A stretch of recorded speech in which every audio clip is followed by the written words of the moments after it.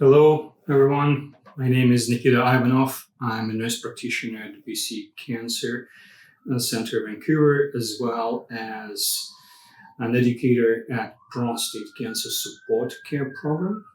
I primarily work with patients who have metastatic prostate cancer and receive androgen deprivation therapy.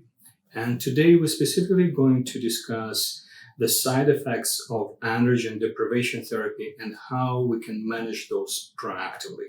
We would like to thank our sponsors for making this program possible.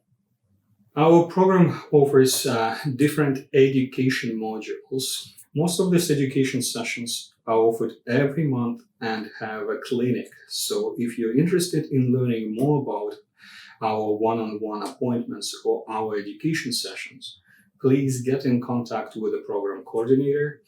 Our contact information is on the last page of this presentation.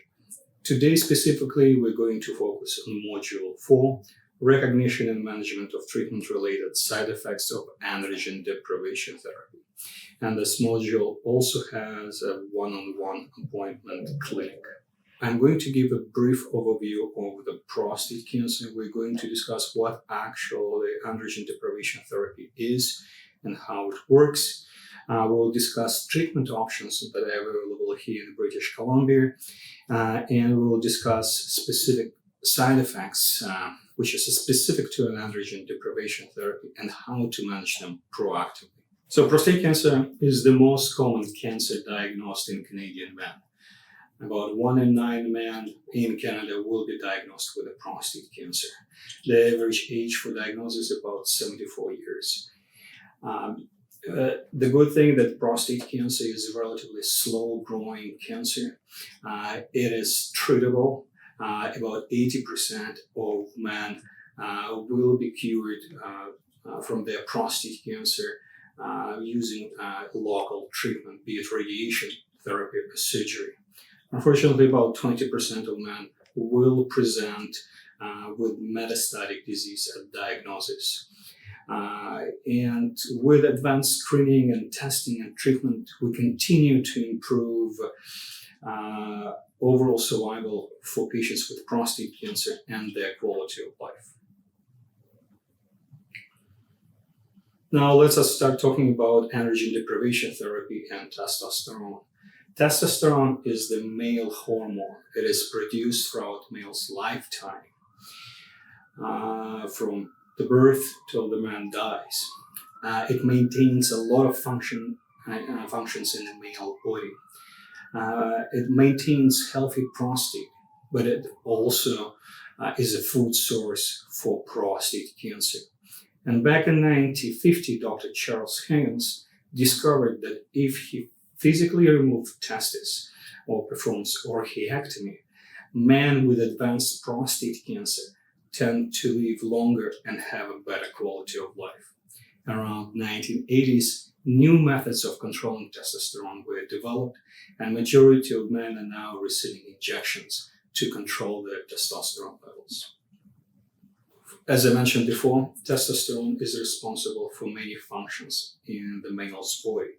It is critical for muscle development and preservation, bone strength and density, skin and hair growth, heart, liver, and kidney function, blood cell growth in the bone marrow, sex drive and penile health, as well as mood, energy, and cognition.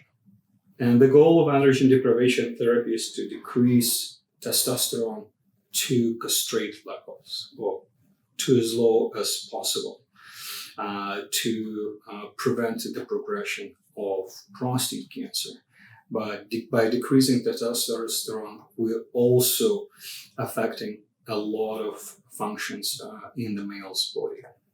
So what are the options to control testosterone in men in British Columbia? So the first and oldest one is surgery, which is called orchiectomy. The most commonly used method is human luteinizing hormone releasing hormone, or LHRH agonist.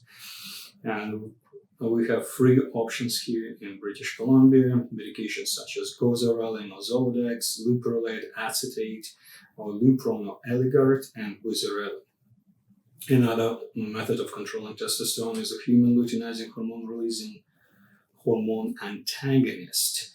And we have one option called degarelix. We also have first generation non-steroidal anti-androgens, which are used in conjunction with a LHRH agonist. And we have also three options here: bicalutamide, also known as Casodex, nalutamide, linalodrone, and falutamide, Ulaflex. And we will compare these options in detail, and I will explain the difference between them and why we use one and not, and more often than another. So orchiectomy, again, is a surgical procedure removing testicles, and we just wanted to make sure here that men understand that not the whole scrotum is actually removed. The small incision is made in the scrotum, and the scrotum remains intact. And if man so desires, there is a possibility of prosthesis as well. The whole procedure takes about 30 to 45 minutes. There is almost no risks associated with this procedure. If you're on continuous androgen deprivation therapy, you can have a discussion with your healthcare provider about this method of controlling your testosterone levels. Now, LHRH agonist and antagonist, they actually don't directly block testosterone production from testicles. They affect pituitary gland, so they are affecting the receptors and signaling of the pituitary gland to the testicles by decreasing of the production of luteinizing hormone. And the anti-androgens directly bind to the androgen receptor in the prostatic tissue and in other tissues, and blocking the activation of the androgen receptor by testosterone. So how do these therapies actually compare? A surgical method or orchiectomy, it is irreversible, and then such therapies as LHRH agonist and antagonist, they are reversible. Once we stop the injection, the testosterone levels will start to recover. Orchiectomy and antagonist, they work really fast. They decrease the testosterone levels within 3 to 4 days, and it takes about a month for agonist to lower the testosterone to the castrate levels. Testosterone flare. It is a phenomenon which is only seen with LHRH agonists. At first, when a person gets the injection, they actually have more testicles start to produce more testosterone at the beginning. And this term, testosterone flare.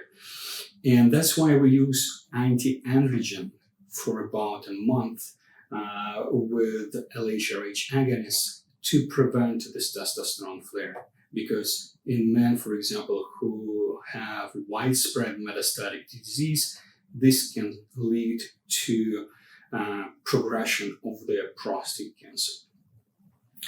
In terms of local reactions, again, as I mentioned before, there are almost no side effects from the orchiectomy. LHRH agonists are also very well tolerated. At times, men can develop bruises at the site of the injections, but the side effects is really local side effects are very limited. From the LHRH antagonist or degarelix, about 40% of patients develop local reaction, and they might develop a pain during the injection, as well as painful lumps which could last for weeks. So with LHRH antagonist, about 40% of men will develop a local reaction. And it could be pain during the injection. They also can develop painful lumps under the skin, which could last for several months. Now, orchiectomy performed only once. We have different frequency administrations for the LHRH agonists, ranging from 3 to 6 months. And then LHRH antagonist or degarelix has to be given monthly. Because of the frequency administration for the degarelix, because of the increased local reaction, we generally reserve this type of treatment for patients who have widespread prostate cancer at the diagnosis and when we want to lower the testosterone levels really fast. But after the testosterone levels were lowered, we have a discussion with patients and offer them to switch to agonists, LH agonists, if they would like to do so. In terms of the cardiovascular complications, there is a body of evidence that LH antagonists are more beneficial or carry less risk for patients with a significant cardiovascular disease. However, scientific community agrees that any patient with significant history of cardiovascular disease should be managed by a multidisciplinary team involving cardiologists. Psychological preference, again, majority of patients will prefer medical ways of controlling the testosterone levels versus orchiectomy. And again, cost is not really relevant in our public health system.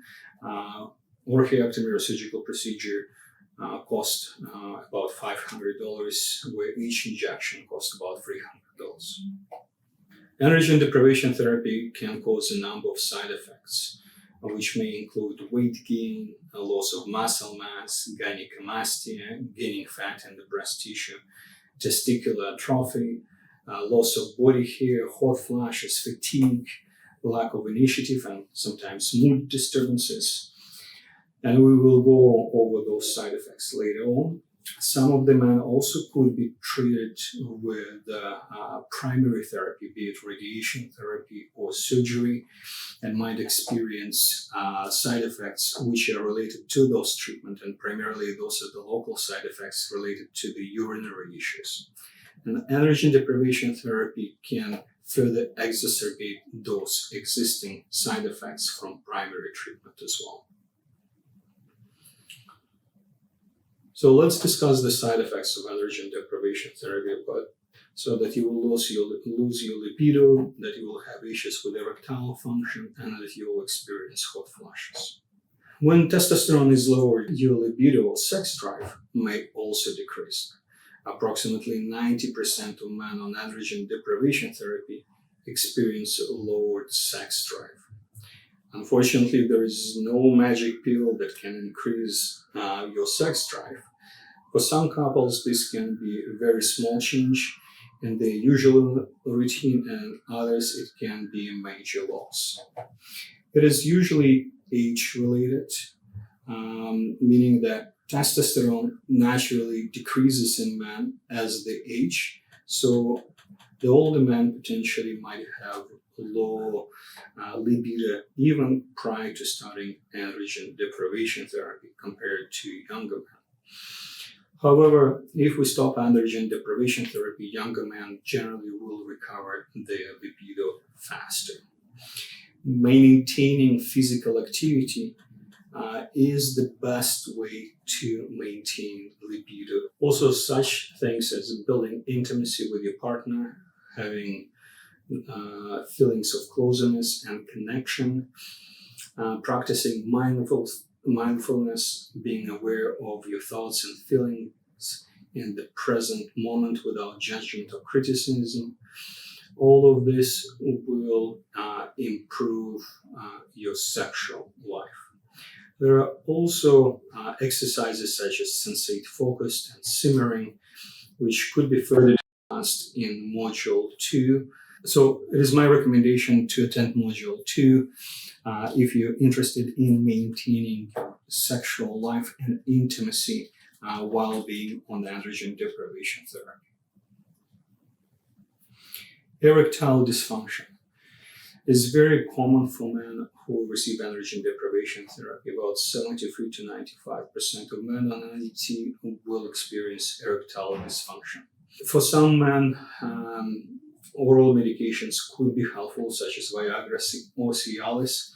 However, generally for this medication to work, a person does have to maintain their libido, and their nerves, which innervate their penile tissue, should be intact, which could be, and those nerves could be affected by the primary treatment, be it radical prostatectomy or radiation treatment. Another methods of improving erection could be used, such as vacuum pump erection devices or penile or injections of medications directly into the penile tissue. And it is important to know that men who are on androgen deprivation therapy could continue to have orgasms even without achieving an erection. And again, my recommendation to attend Module 2 if you're interested in learning more about the treatments for the erectile dysfunction for men on androgen deprivation therapy. Hot flashes. This is a very common side effects for men who are on androgen deprivation therapy. It usually starts after 2 months of being on androgen deprivation therapy.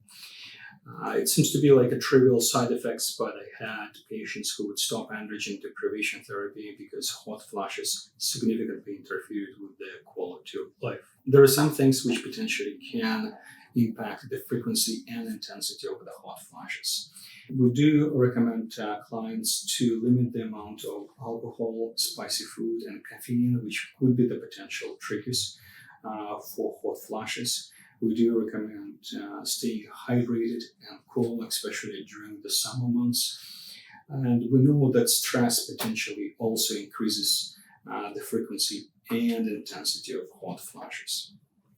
So some non-pharmacological ways of controlling hot flashes is to wear sweat-wicking clothes with a sweat-wicking material, sleep with layers that can be removed, and use fan or air conditioning as necessary. Massage and acupuncture has been shown to improve hot flashes better than some of the medications we use to reduce hot flashes. Follow regular exercise routine, and cognitive behavioral therapy also has been shown helpful in improving quality of life for men who experience hot flashes. Now, you might have heard some things that were helpful for the hot flashes, and that would be soy foods, flaxseed, vitamin E, black cohosh, garlic, ginseng. Out of all of this, I strongly recommend not to use vitamin E, because vitamin E has been shown to actually promote the growth of the prostate cancer. There was a large study done in the United States which showed that high doses of vitamin E and selenium cause prostate cancer in men who do not have prostate cancer, and make prostate cancer more aggressive in men who've been diagnosed with prostate cancer. And I do always recommend to consult your healthcare team before starting any additional over-the-counter or herbal medication. The most common medications that we use to help men with hot flashes are gabapentin and Effexor. My go-to usually is venlafaxine, Effexor.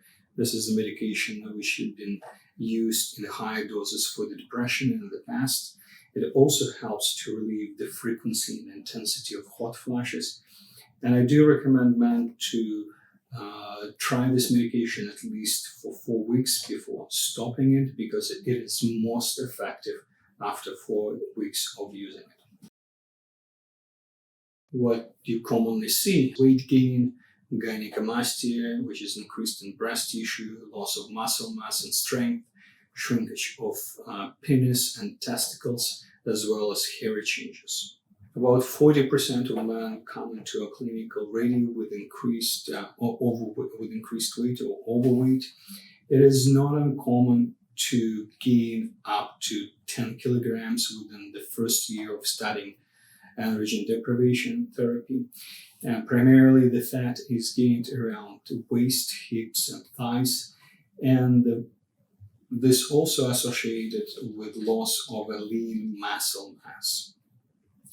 And it's important to remember that it's hard to lose, even if the androgen deprivation therapy stopped, it is hard to lose weight which was gained during androgen deprivation therapy.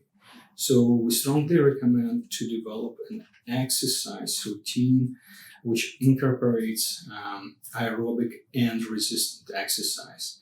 And out of all the modules, I always recommend clients to attend module 3 and 8 on exercise and nutrition.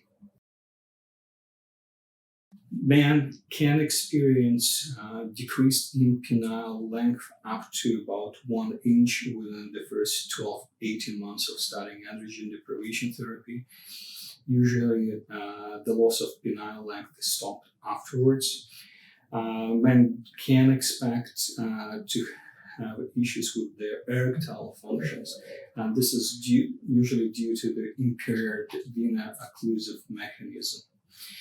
To maintain penile health, I do recommend patients to massage their penis for about 1 minute while we're taking a shower, not necessarily to achieve erection, but to improve the blood flow to penile tissue, to improve health of the penile tissue. And again, I do recommend to attend module 2 on sexual health. Hair changes. Usually men experience changes in their hair on their trunk, losing hair on their chest, back, and armpits, as well as legs. They might notice that they don't have to shave as often, and their beard becomes thinner. The good news is that this side effect is completely reversible, so once the androgen deprivation therapy is stopped, the hair will grow back. What you don't see, what is happening inside of your body. So loss of bone density, potential for diabetes and cardiovascular disease, and metabolic syndrome. Androgen deprivation therapy low impacts bone density. A number of men already have a low bone density prior to starting androgen deprivation therapy. And the loss of bone density is further increases with the loss of the lean muscle mass during ADT. Generally, any man who are about to start androgen deprivation therapy is recommended to assess their bone health. Also, each man who is receiving an androgen deprivation therapy should be taking calcium and vitamin D. And general recommendation is 1,200 milligrams of calcium as a daily intake. Again, majority of men do have a diet which is moderately rich with calcium, so I at least recommend taking 500 milligrams of calcium in a pill form. And then we do recommend taking about 1,000 to 2,000 international units of vitamin D. And we do recommend not to exceed 4,000 international units. And there have been cases in patients who take 8,000 international units of vitamin D daily, who had kidney failure as a result of taking high doses of vitamin D.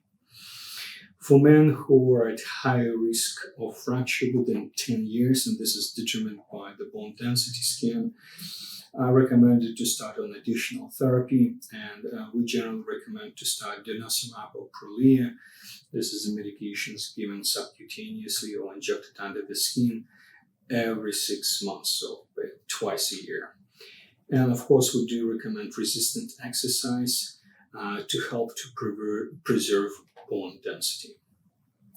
Here's an example of what is happening with the bone outer layer as well as inner structure. So as the man loses the bone density, the outer layer becomes thinner. And again, as we see the destruction of inner core of the bone, which weakens the bone. And on the right side, there is an example of the bone density or DEXA scan. Cardiovascular disease. So there was a large study, again, in the United States, which assessed men with prostate cancer who received androgen deprivation therapy. And it was determined that men who are on the ADT have about 10 to 20% higher risk to develop diabetes, coronary artery disease, have heart attack, or sudden death. Why is it happening? Is because men who are on androgen deprivation therapy are at higher risk to develop metabolic syndrome. So it's accumulation in the fat mass, decrease in the lean body mass, increased in insulin resistance. Also, the bad cholesterol can increase unpredictably, as well as with increased body weight. We generally will see increased in the blood pressure and increased with increase in insulin resistance generally would lead to increase in blood sugars. So it is our recommendation for any man who starts on androgen deprivation therapy to establish a baseline cardiovascular, to have a baseline cardiovascular risk assessment, and have baseline cholesterol levels and blood sugars, and monitor their blood pressure as well. As well as men on androgen deprivation therapy generally will have low hemoglobin levels, and because of the lack of the testosterone, and they fall into the female normal hemoglobin levels. Here's a mnemonic to assess for risk for the cardiovascular disease. Be aware of signs and symptoms of the heart attack. Aspirin, have a discussion with your family physician in regards to taking aspirin, 81 milligrams. In more recent studies, it shows that there is more risk of taking aspirin than benefits on a daily basis. Majority of the medication that we use to treat prostate cancer do cause higher blood pressure. Again, know your baseline cholesterol levels and monitor it yearly. If you smoke, quit smoking. Again, adjust your diet and monitor your blood sugars and exercise. Again, the general recommendation is 450 minutes per week of vigorous physical activity and 2 to 3 resistant training sessions. What you might feel: muscle and joint aches, depression, cognitive issues, fatigue, or lack of energy. About 70 to 90% of men will start to experience increase in body aches, in joint and muscle aches and pains. And this is usually associated with the muscle wasting, as well as tendon and ligament thinning. Non-pharmacological methods of controlling these side effects of androgen deprivation therapy, again, is always aerobic and resistant exercise. Acupuncture has been shown to decrease the intensity of aches and pains, and we generally do recommend 2 sessions the first week, followed by 6 sessions weekly. There are some over-the-counter medications that could be helpful, such as NSAIDs, Advil, or naproxen, if you don't have any contraindications taking them. And there are some prescription medications that you can discuss with your family physician, such as Cymbalta, has been shown to decrease the intensity of aches and pains in patients who are on androgen deprivation therapy. Depression. It is important to acknowledge that depression can occur while on androgen deprivation therapy because of the hormone changes, especially if men have a prior history of depression. The longer the men are on androgen deprivation therapy, the higher risk of developing depression. Depression is seen in approximately 30% or 13% of men who are on androgen deprivation therapy, and the risk is 8 times higher than in general male population. Exercise is an effective way to improve one's mood. As well, if you think that you need medication to help you with depressive symptoms, you should discuss it with your primary healthcare provider. We also offer counseling services to help to cope with symptoms of depression. And if you're interested, please let us know we will set up an appointment with one of the counselors in our program. Cognitive function. There is a mixed evidence of effect on androgen deprivation therapy on cognitive function. Some people notice changes in memory. This is typically seen in changes in spatial memory. For example, where did I leave my keys? Counseling services, including cognitive behavioral therapy, could be helpful, as well as improving organization. Reducing alcohol intake and smoking can improve your cognitive function, as well as, again, exercise has been beneficial to improve cognition in a man who is in androgen deprivation therapy. Fatigue is common for men who are in androgen deprivation therapy. About 30 to 50% of men will notice decrease in the energy. Studies have shown that patients who exercise have less fatigue and mental health problems. And fatigue could be caused by multiple factors such as stress, medications, and the previous therapies that you received for your prostate cancer. We recommend engaging in 150 minutes of moderate to vigorous activity per week, plus 2 to 3 resistant training sessions. Again, majority of patients who think, when they think about exercise, they think about walking. And walking is a really great activity. However, if a person is still able to maintain the conversation and not short of breath while walking, it means that they have moderate intensity rather than vigorous intensity activity. So you can have a conversation with an exercise therapist who could establish a baseline for your activity level and develop a program which is the most suitable for you. Here is just multiple benefits of exercise. So the take-home message that androgen deprivation therapy has a number of side effects. And cancer and treatment can affect multiple areas of your life, such as physical, social, sexual, psychological, and spiritual. It is important to look at each domain to ensure that you're optimizing your well-being and continue to have good quality of life. Androgen deprivation therapy has many side effects, but at the same time, this is one of the oldest and most effective therapies to help to treat prostate cancer. Up to 20% of men do not have or experience any significant side effects from the androgen deprivation therapy.